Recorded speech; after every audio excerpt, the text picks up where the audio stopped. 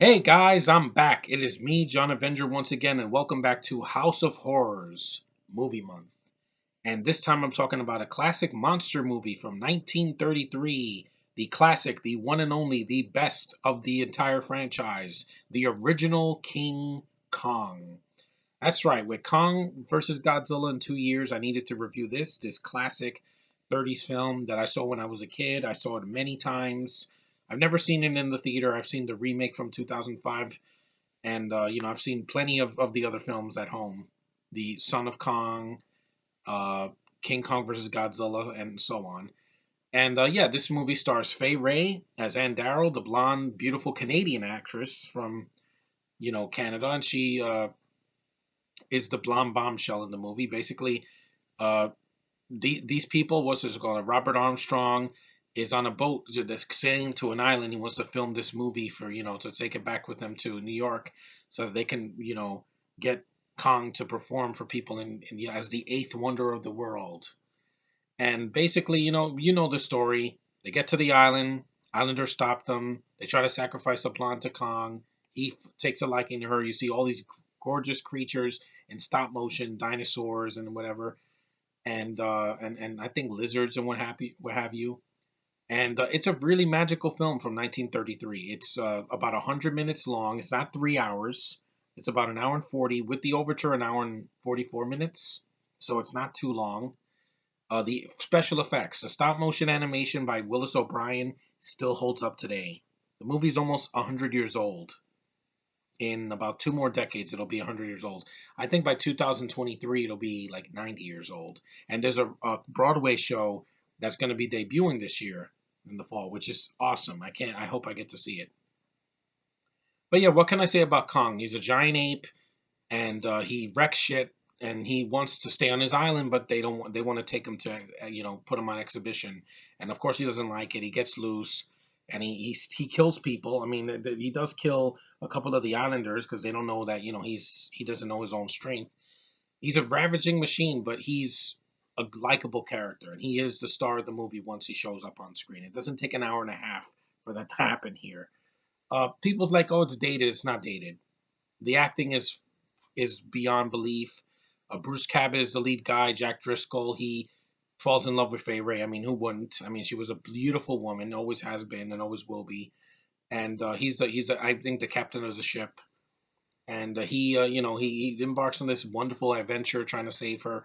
Yes, she's a damsel in distress. She's not. You're not going to get a shotgun wielding version of Ann Darrow in any of these versions because that's not what Ann Darrow is.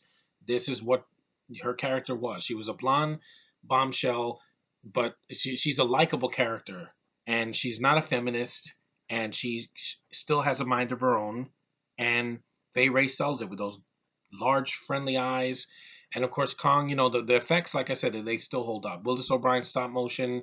This is before Ray Harryhausen took over to do other films and keep his tradition alive. The way he moves and his giant eyes and his teeth and the roar and the iconic banging on the chest and going up the Empire State Building. There's so many freaking iconic moments in this movie.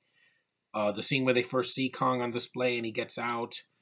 And, of course, he dies at the end. If you've never seen any of these movies, you already know the only version that Kong doesn't die in is Skull Island that recently came out. Because most of the other films in the Japanese movies, no, he usually just he swims away or he stays on an island or whatever.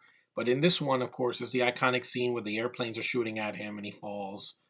And to beauty killed the beast. Yeah, it's an iconic line. And yeah, this was before Beauty and the Beast came out because I believe Beauty and the Beast was in 1946, the black and white French version. Yeah, so that was a couple years after this. So yeah, and this was during the Depression. The movie is not doesn't have a big budget, but the budget back then was like 600 and something $1,000. That was a lot of money in the 30s, especially during the Depression. For adjusting for inflation, it's about 12 million now. That's a lot of money for a film from 1933. Nowadays, budgets are like 100 times bigger, and the effects don't look as good. Yeah, how does motion capture top practical stop motion animation, or a guy in a suit, or animatronics and puppets and actual real people in makeup? How's it going to top it? It's done on a computer. It's not. It's like the easiest form to do. Yes, there's movies like Avengers: Infinity War where you can't do everything practical because they're in space. They're going through portals. They're doing that. I get that. But if it's not sci-fi or an action movie, you can do things with real effects and real people doing it, not some amateurs that they put a CGI face on a body and it looks like shit. AK, i.e. freaking Rogue One. Those effects look dated. They're going to look horrible in 10 years. Kong's stop motion, when he's climbing the buildings and when he's knocking things down, he's smashing trains and he's freaking stepping on people and he grabs the freaking pterodactyl by the neck. And when he fights the freaking T Rex and opens his mouth and breaks his freaking jaw, that is something you can't replicate. The same thing with CG. Yes, I do like the CGI version from 2005, the effects on that, but not everything needs to be CGI, guys. Human beings, you can do them flesh and blood. They still exist. But anyway, this movie is a classic. It's a film of its time. It still holds up today. It's iconic. It's been registered in the library registry of Congress because it's culturally effective. It still holds up. The new Star Wars will never be that. There's nothing in it except bullshit agendas and preaching and freaking feminonsense and trying to recreate something that was done better the first time. The original films are in the same place as Kong. They're culturally relevant. This new bullshit, a lot of it will just fade into obscurity. But anyway, the original Kong is a good movie. It's not scary if you unless you're afraid of giant apes. But it's a really good classic film. It's black and white, so it's a black and white. Yes, it's a black and white film, unless you see the colorized version, which I don't really recommend. I prefer the black and white version. That's how it was filmed. That's how it stays. That's how you see it. And yeah, I would also recommend the sequel. I don't know if I'm going to review the sequel, Son of Kong, but it's a cute little film. It's not as good as the original, of course not, because it's a class. That's a classic. But the score in this movie is amazing. I love hearing it. And the thing is that Kong, it will always live up to the hype. It will always stand the test of times. It will live forever in the minds of film goers that saw this classic in the theater. I want to see this movie in the theater one day. If they re-release it, I want to see it because it's a classic. And seeing a classic on the big screen, I saw the original Godzilla on the big screen. It was a breathtaking event. And I just love watching old films in the theater. It's just a thrill that I just don't get with every film nowadays. Occasionally, you get a freaking near masterpiece like that, and that, and that.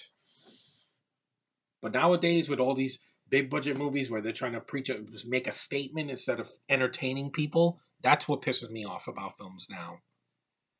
They don't want to try. They're like, let's make everything an agenda. Let's preach. Let's pander to freaking, a woke freaking, audience that doesn't exist. Yeah, we don't exist because we don't want it. We want entertainment. We don't want bullshit. Fist in your face, fist in your face, fist in your face. You get it? You get what we're shoveling? Yeah, it's bullshit. So leave it alone. But anyway, the original Kong is a classic. I need to own it. I have never owned this movie. I've seen it on VHS a lot. I saw it on cable many times. It's time to own it eventually because it's a classic, guys, and it will live forever. And there's no remake that they can do in 20 years that's going to be better. Sorry. I like the Peter Jackson version, but it's too fucking long. The 76 version, good, but too long. This version is just right. Not too long, not too short, to the point. And it's in New York, so like the original is where it's at. Anyway, thanks guys for watching. Take care, and I will see you guys in the next review.